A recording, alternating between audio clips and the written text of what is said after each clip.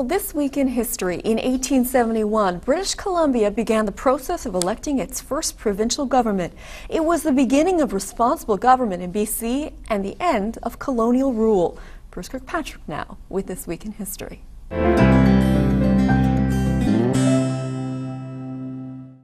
Okay, this is the poll book. An old Democratic record, the Victoria poll book showing who could cast ballots 142 years ago this week in history, the time of BC's first provincial election. The polling clerk would enter the name of the voter, their occupation, where they lived.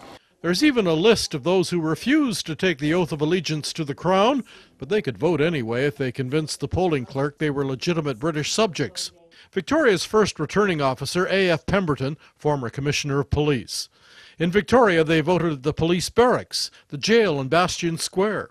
And in the fall of 1871, you could not keep your vote to yourself. The secret ballot wasn't introduced until 1873-74 in BC.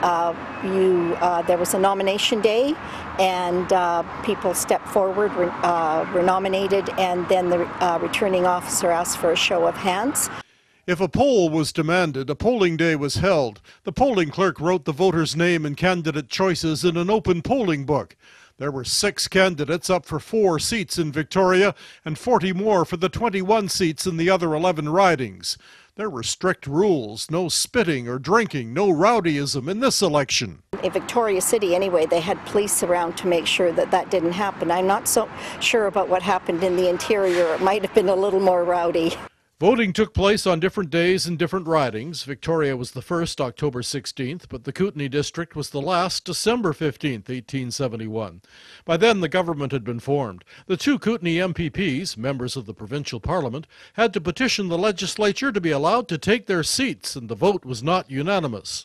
There were no formal parties in BC's first provincial election. John F. McCreight was BC's first premier.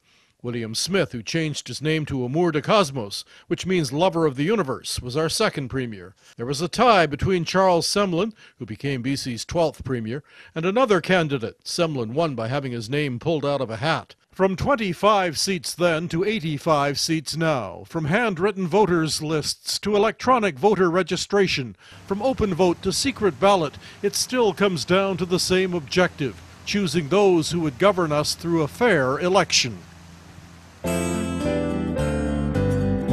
This Week in History, brought to you by the Royal BC Museum, bringing British Columbia's stories together.